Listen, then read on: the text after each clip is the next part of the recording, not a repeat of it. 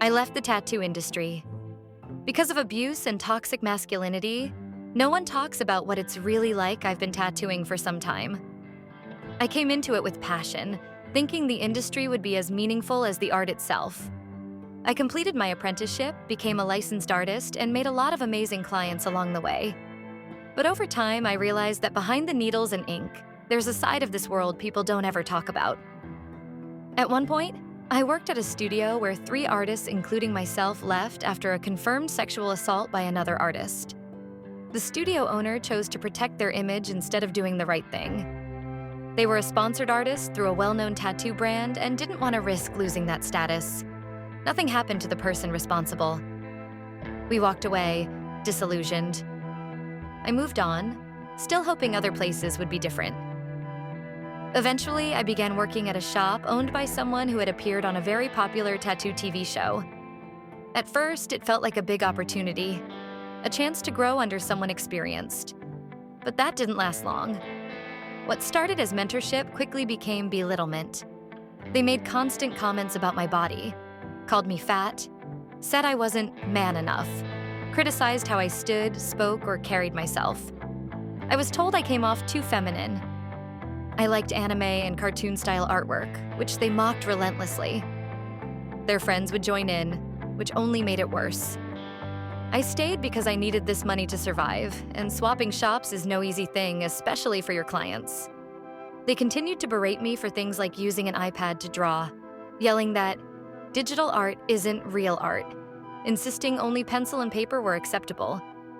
Any difference in style or technique was treated like weakness. When a new apprentice joined the shop, I was polite and welcoming. Nothing more. I was respectful, asking the kinds of questions you'd ask a new coworker to get to know them a bit. Still, I was accused by the owner of talking to them too much and trying to sleep with them. This was said in front of the apprentice, who had uncomfortably expressed that they were lesbian and not interested in men, and I expressed that the owner knew I was happily married as they met my partner many times.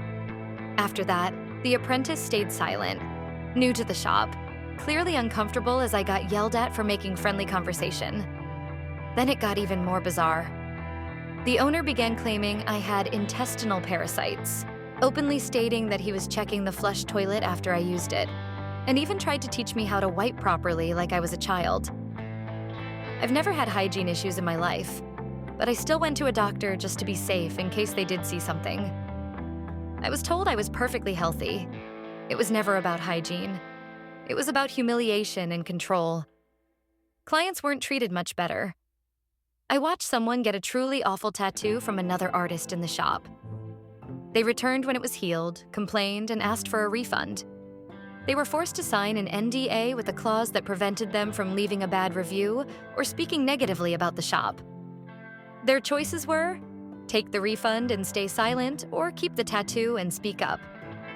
That was their version of professionalism, intimidation disguised as policy. The client had been referred by someone the owner knew, and afterward they mocked that friend for sending them in. And that wasn't a one-time thing. I saw them mock clients behind their backs, show up drunk or stoned for appointments, drag out tattoo sessions to make more money, and use apprentices as unpaid assistants under the excuse of paying dues. The ego was constant. Accountability was non-existent. Then someone close to me passed away. I returned to work grieving, and instead of empathy, I was belittled for being in a bad mood all the time. That was it for me, as I couldn't deal with this toxic workplace anymore. I quit and walked out. I haven't returned to studio-based tattooing since and moved on to privately tattooing my loyal clients. Even after I left, the owner continued to harass me through text messages, trying to keep control, even when I was gone. Thankfully, the harassment eventually stopped as I stopped replying. I'm sharing this because there's a huge gap between what people think the tattoo industry is and what it can actually be. The art is beautiful, but the environment can be abusive, ego-driven, and toxic. So many tattooers idolized on TV or social media use their fame to overcharge, manipulate, or gaslight. I've seen it at conventions, in studios, and behind closed doors. If you're thinking of getting into tattooing, be cautious. Protect yourself. Not every mentor deserves your respect. Some will do everything they can to break you down while pretending they're helping you grow. The art is real, but the industry? Not always. Stay safe out there.